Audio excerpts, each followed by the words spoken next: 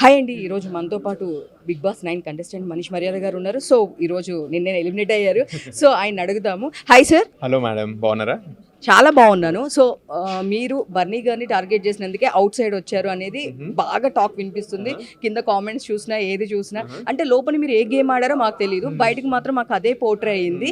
But లోపల వేరేలా జరిగిందని ఇప్పటి వరకు జరిగిన ఒక ప్రెస్ మీట్లో నాకు అర్థమైంది. మీరు చెప్పండి అసలు నిజమేంటనేది. సో ఫస్ట్ డే నేను వెళ్ళిన తర్వాత హౌస్లో కనెక్ట్ అయిందే నేను బర్నీ గారితో. ఫస్ట్లీ యాక్చువల్లీ కొంచెం మంచి ర్యాపో ఎస్టాబ్లిష్ అయింది. మీకు టార్గెట్ లెక్క మీరు ఏం నేను చెప్తున్నా, ఒక్క ఎపిసోడ్ చూడలేదు నేను ఇంకా. హౌస్ రియాలిటీలో ఏమైందంటే నేను ఫస్ట్ అటు సైడ్ నుంచి నేను సెన్స్ చేశాను ఇతను నన్ను కొంచెం టార్గెట్ చేస్తున్నారని. నేను ఒకటి బిలీవ్ చేసింది ఏంటంటే ఎవరైనా ఒకటి నన్ను టార్గెట్ చేస్తే నేను వాళ్ళకి ఆపర్చునిటీ ఇవ్వతే కొంచెం స్ట్రాంగ్ రిప్లై ఇవ్వాలని. సో దానికోసమే నాకు బర్నీ గారికి ఆర్గానిక్ ఒక రైవల్రీ అనేది ఎస్టాబ్లిష్ అయిపోయింది. ఇతన్నే టార్గెట్ చేయాలని అయితే అసలు లేకుండే అసలుకి. ఎందుకంటే గేమ్ చాలా ఓపెన్ ఉండే. మీకు కూడా కనిపించింది ఎప్పుడు మీకు నామినేషన్ డే రోజు కనిపించుండొచ్చు. బట్ నేను థర్డ్ ఫోర్త్ డే నుంచి మేము అన్నీ నోటీస్ చేస్తూ కూర్చున్నాం. మరి ఎందుకు ఇట్లా మనల్ని ఒక్కొక్క పాయింట్లో ఇట్లా కార్నర్ చేస్తున్నారు బర్నీ గారు, ఇంత మంచి ఎస్టాబ్లిష్ ఫ్రెండ్షిప్ ఉన్నా కూడా అంటే అప్పుడు నాకు అర్థమైంది ఏంటంటే మేబీ తను కావాలని చేస్తున్నారు, కొంతమంది కంటెస్టెంట్స్ కూడా చేస్తున్నారు అని. అప్పుడు నేను కొంచెం అలర్ట్ అయిపోయి నేను ఆ గేమ్ స్టార్ట్ చేశాను అనమాట.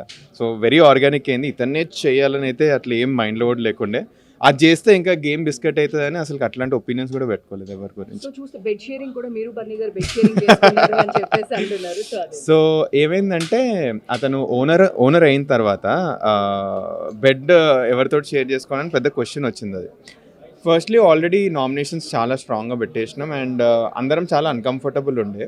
ఎందుకంటే అరే ఇంత స్ట్రాంగ్ ఒపీనియన్ సింపుల్ అండి, మన చుట్టాలతో ఏదైనా లొల్లు అయితే నెక్స్ట్ బెడ్లో షేర్ చేసుకోవడానికి కొంచెం అన్కంఫర్టబుల్ అవుతాం కదా. సో అదే వచ్చింది. వేరే వాళ్ళు ఎవరు బెడ్ షేర్ చేసేందుకు రెడీ లేకుండే. శ్రీజా ప్రియ కూడా వాళ్ళు ఒక బెడ్లో మూవ్ అయ్యి ఇతనికి బెడ్ ఇద్దామంటే దానికి కూడా రెడీ లేకుండే. సో సరే నేను వెళ్తాను ఫైన్ అనుకొని నేను బర్నీ గారు ఒక 20 minutes మాట్లాడుకుంటాం మేము.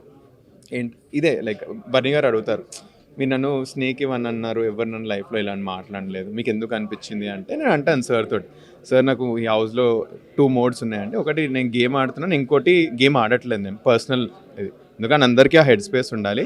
ఇప్పుడు మనం మాట్లాడేది యాజ్ అ పర్సన్ మాట్లాడుతున్నాను, పడుకునే టైం ఇది. గేమ్ గురించి డిస్కషన్ అవుతుంది సార్, గేమ్లో నాకు మీ ఓన్ పాయింట్స్ ఉన్నాయి. ఇప్పుడు I'm respecting as an individual. Bed sharing time కూడా it's a personal space. So ఈ టైంలో we both will be friends, don't worry about it. In case మన గేమ్ మన పర్సనల్ వరకు వెళ్ళి మనకు డిస్టర్బెన్స్ అవుతే అప్పుడు డిస్కస్ చేద్దాం. బట్ నాకైతే మీతో బెడ్ షేరింగ్లో నాకు ఏమీ ప్రాబ్లం లేదు, షేర్ చేసుకుందామని మేము షేర్ చేసుకుంటాం. సో బాగానే అయింది ఇద్దరికి. సో చూస్తే కనుక మిగతా వాళ్ళందరికీ పొజిషన్స్ ఇచ్చారు, మీకు పొజిషన్స్ ఇవ్వలేదు. అంటే మీరు ఏదైనా షేర్ చేస్తున్నప్పుడు వాళ్ళు షేర్ చేస్తే ఓకే, మీరు షేర్ చేస్తే ఒప్పుకోలేదు. దీని గురించి ఏమైనా ఫీల్ అయ్యారు?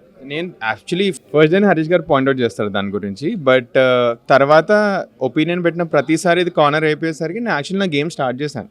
నా సోలో గేమ్ అంతా స్టార్ట్. ఫర్ ఎగ్జాంపుల్ మీ అందరికీ కెప్టెన్ నేను అయ్యింది వాళ్ళ ఓట్స్ మీకు అనిపించవచ్చు.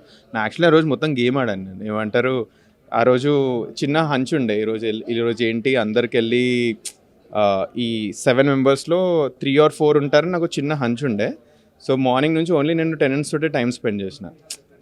ఓటింగ్ వస్తే వీళ్ళు నాకు ఓటేస్తారేమో అని. సో వీళ్ళు నన్ను కంట్రోల్ చేస్తే వీళ్ళెవరు కంట్రోల్ చేసేదని నేను కొంచెం గేమ్ ఆడుతూ వెళ్ళాను అనమాట. అదైంది. సో ఫైనల్గా మీరు ఎవరు టాప్లో ఉండాలి? నేను ఎవరు టాప్లో ఉండాలనుకుంటున్నారా? పర్సనలీ అయితే నాకు హరీష్ గారు గెలిస్తే బాగుంటుంది అనిపిస్తుంది. సో సంజన గారి గురించి సో హరీష్ గారు ఎందుకంటే చిన్న బయాస్ ఉంటుంది కదా మనకు కూడా. ఏమంటారు, ఒక మన కామనర్ వెళ్తున్నారు, ఒక తెలియని పర్సన్ గెలిస్తే చాలా ఎక్సైట్మెంట్ ఉంటుంది, దానికోసం హరీష్ గారు. బట్ గేమ్ పరంగా చెప్తే నాకు ఇమాన్యుల్ ఆర్ సంజన ఇద్దరిట్లో ఎవరు గెలిచినా I'll be very happy. Sanjana గారు గెలిస్తే I'll be even more happy because she is my friend.